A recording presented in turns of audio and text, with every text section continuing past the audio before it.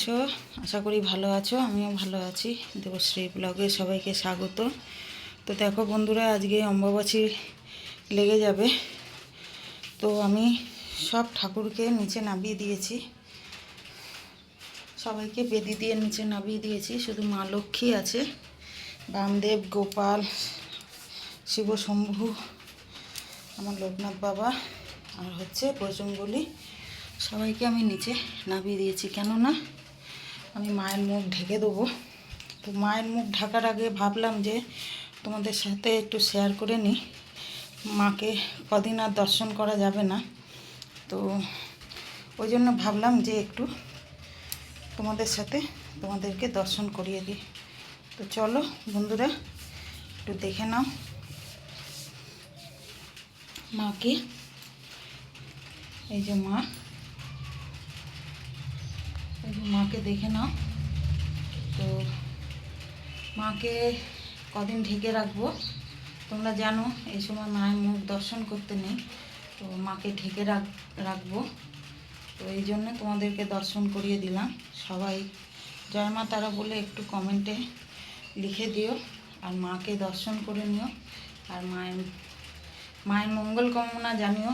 আমরাও তো তার মঙ্গল কামনা জানাতে পারি, কেননা উনি ভালো থাকলে আমরা ভালো থাকবো, এটা তো সত্যি। উনি যদি না ভালো থাকে আমরা কি করে ভালো থাকবো বলো? তা ওই জন্য ওনাকে আগে ভালো রাখতে হবে, তারপরে নিজেদের ভালো থাকতে হবে। তো আমি সবসময় চাই যে উনি ভালো থাকুক আগে।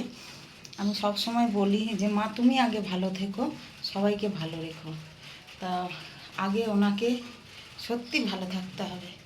তা ওই জন্য আজকে মাকে ঢেকে দেবো। খুব কষ্ট লাগছে, কদিন দেখতে পাবো না মায়ের মুখটা, কদিন মায়ের মুখটা দেখতে পাবো না। খুব কষ্ট লাগছে, কেন ওনার মুখ না দেখে আমি থাকতে পারি না। আমার এমনি চোখে জল চলে আসছে। তো ওনার মুখ না দেখে আমি থাকতে পারি না।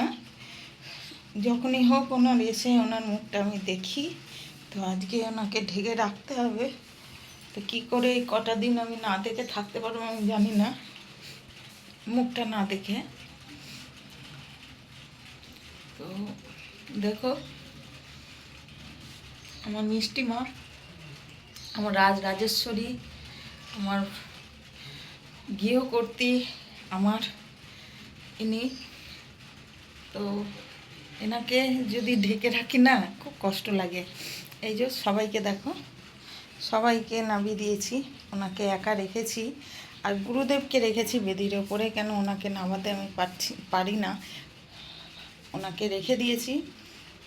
আর বড় মা আছে, বড় মাকেও ঢেকে দেবো।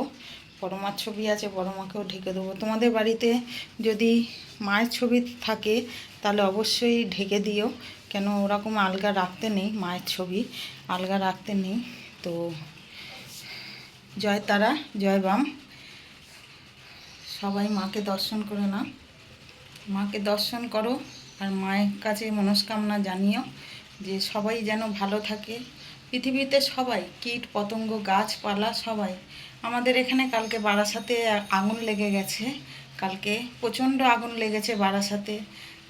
এই বছরটা যে কী যে হচ্ছে জানি না, তাই মায়ের কাছে মঙ্গল কামনা জানাচ্ছি, সবাইকে যেন ভালো রাখে।